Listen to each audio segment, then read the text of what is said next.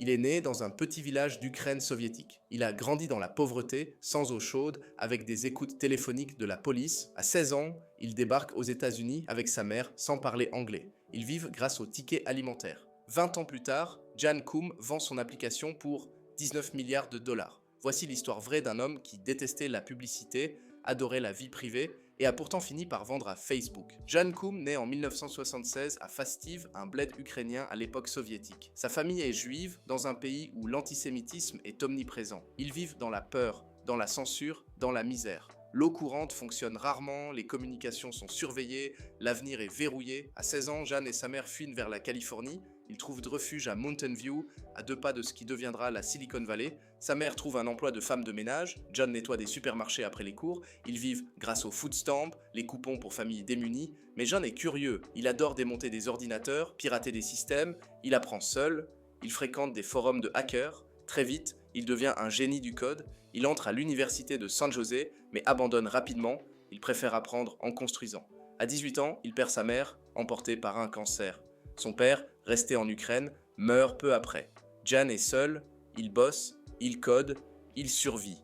Il finit par décrocher un job chez Yahoo en 1997. Il y reste 9 ans, aux côtés d'un autre ingénieur discret, Brian Acton. Ensemble, ils supportent la pub invasive, la lente agonie de Yahoo, les réunions absurdes. Ils apprennent ce qu'il ne faut pas faire. En 2007, ils démissionnent, ils voyagent, ils cherchent leur prochaine idée, ils postulent chez Facebook et se font recaler.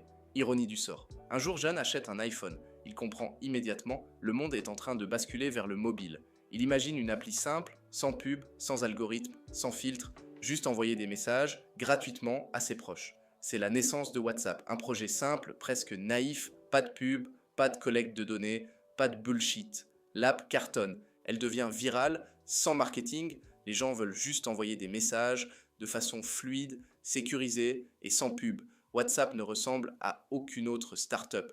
Pas de levée de fonds gigantesque, pas de bureau luxueux, pas de conférence tape à l'œil, juste du code, des serveurs et une vision claire. La vie privée avant tout. En quelques années, WhatsApp atteint des centaines de millions d'utilisateurs.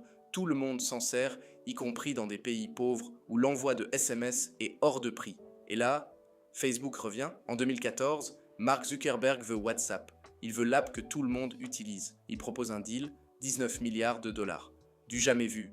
Jan hésite. Il déteste la pub, il sait ce que Facebook en fait, mais il accepte à une condition que WhatsApp reste indépendante, que la vie privée soit respectée. Zuckerberg promet, le deal est signé, Jan Koum devient milliardaire, il signe le contrat devant les bureaux de l'assistance sociale où, 20 ans plus tôt, il faisait la queue pour toucher des bons alimentaires. L'histoire est puissante, symbolique. D'un camp soviétique à la fortune, mais l'histoire ne s'arrête pas là. Peu à peu, Facebook tente de monétiser WhatsApp, publicité, intégration avec les autres apps, exploitation des données.